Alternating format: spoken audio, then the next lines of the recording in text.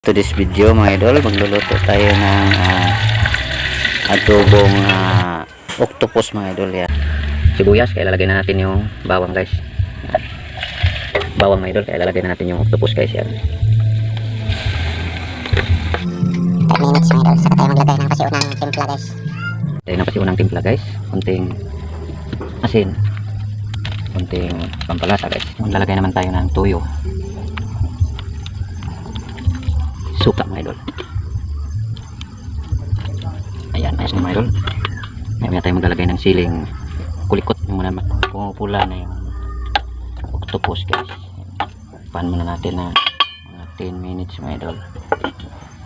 Siling kulikot mga idol, or native na sili. Yan mga idol. Sandali mga idol, luto na mga idol. Lagay na lang natin yung final na timplada mga idol. Yan. Mga idol, sakto na ang alat. Dagdagan na lang natin ng konting pampalasa mga idol.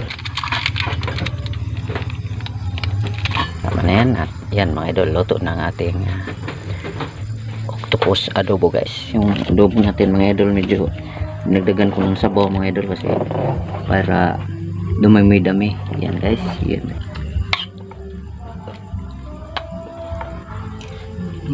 Sarap.